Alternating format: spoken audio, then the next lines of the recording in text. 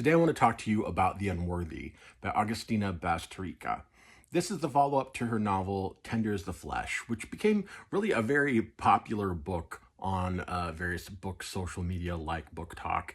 And I had I was in the minority opinion in that I didn't love it. I did like it, and there was a lot I admired about it. That's the reason why I'm reading this follow-up book. But I just found the character work to not be very involving, and it was kind of a slow read for me. It started out kind of similar with The Unworthy, and I got a little nervous. I think one of the things that works against this book, at least just for me, in the beginning, was there isn't a lot of dialogue. It's pretty much all interiority. And to be honest, I miss dialogue when there's not a lot of dialogue in a book. And it took me a little while to get into it for that reason. But once it did, it really swept me away. The Unworthy is a gothic novel set in a post-apocalyptic world. There's been climate change, water wars, all kinds of terrible things have befallen humanity. And unfortunately, they're up to their old tricks. The Unworthy does a great job of it because it sort of approaches it in a kind of indie horror, A24 kind of way. Like, I could see this book, and certainly when I was visualizing it in my head as I was reading, it was very much that kind of feel. It's very small in a lot of ways.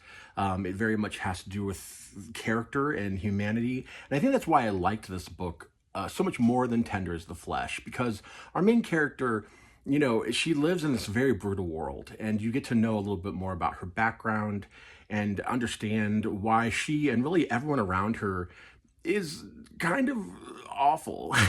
It's a pretty pessimistic view of humanity that I think unfortunately is being borne out every day in real life, which is rough. And I can see some people being a little disappointed by it because there really isn't a big surprise here. And there is sort of this mystery element that's kind of built up, and it pays off. To me, it really pays off, but kind of in the way that you'd expect, and therefore not in the way you'd expect. If that probably will make no sense until you've read the book. But I appreciated it because it's very realistic in its approach. And I think the fact that things kind of work out exactly how you think they were going to. Definitely check your content warnings here. There is stuff to be aware of in this book. It can be brutal at times.